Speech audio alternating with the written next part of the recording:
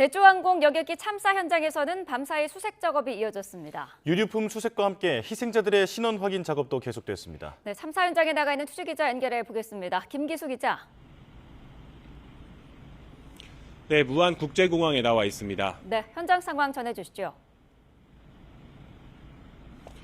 네, 제 뒤로 보이는 곳이 사고 현장입니다. 현장의 날이 조금씩 밝고 있지만 수색을 위한 조명은 여전히 환하게 켜져 있습니다.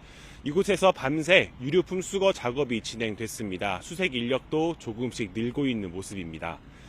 이번 사고로 탑승객 181명 가운데 구조자 2명 외에 나머지 179명이 모두 숨진 것으로 확인됐습니다. 이 가운데 오늘 오전 7시 12분 기준으로 신원이 확인된 희생자는 140명입니다. 추가 신원 확인을 위해 희생자와 유가족 DNA를 대조하는 작업이 계속 진행되고 있습니다. 수사본부는 유가족 브리핑을 통해 장례 절차나 부검이 늦어지고 있는 이유에 대해서도 설명했는데요. 직접 들어보시죠. 넘버링을 해서 번호를 매겨서 국가수에 거의 감정 의뢰를 하고 그 DNA 결과가 나와야 누구 거라는 게 확인이 되고 그래야 이제 검안이 끝나서 인도가 됩니다. 구조된 2명은 남녀 객실 승무원으로 기체 꼬리 쪽에서 구조됐는데요. 서울에 있는 병원으로 이송돼 치료를 받고 있습니다. 179명이 숨진 것으로 확인되면서 이번 제주항공 여객기 참사는 국내에서 발생한 항공기 사고 가운데 가장 많은 인명피해를 낸 사고로 남게 됐습니다.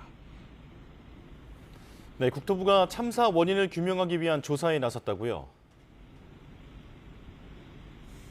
네, 그렇습니다. 국토교통부는 오늘 사고 항공기의 블랙박스, 비행 기록 장치와 음성 기록 장치를 김포공항 시험 분석센터로 옮겨 분석이 가능한지 확인할 예정입니다. 비행 기록 장치는 비행 경로와 각 장치의 작동 상태를 담고 있습니다. 음성 기록 장치는 조종실 내에서 승무원들이 나눈 대화와 각종 경보음, 교신 내용 등을 기록합니다. 그런 만큼 두 장치는 사고 원인을 규명할 핵심 단서로 꼽힙니다. 그런데 일부에서는 비행 기록 장치의 훼손 가능성이 거론되고 있습니다. 훼손이 심하면 미국 국가교통안전위원회에 조사를 맡겨야 하는데 그러면 해독 작업에만 6개월이 넘게 걸릴 수 있다는 전망이 나옵니다. 두 장치 해독 작업이 늦어질 경우 전체 조사 과정에 영향을 줄 수도 있는데요.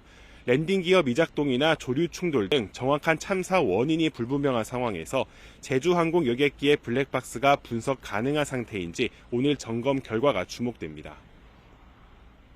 네, 사고 희생자들을 위한 합동 분향소도 마련된다고요?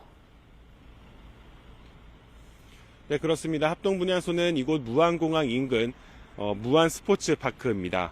실내 체육관 1층에는 합동 분향소가, 스포츠센터 3층에는 유가족 대기실이 마련됩니다. 전남도청은 오늘 오전 11시까지 분향소와 유가족 대기실 설치를 완료할 방침입니다. 관계당국은 희생자 유가족에 대한 숙소와 장례 절차, 심리 지원 등을 이어가겠다는 계획입니다. 오전 10시 반에는 중앙안전대책본부 합동 브리핑이 진행될 예정인데 앞으로의 사고 수습 과정에 대한 내용이 나올 것으로 보입니다. 지금까지 무안국제공항에서 YTN 김기수입니다.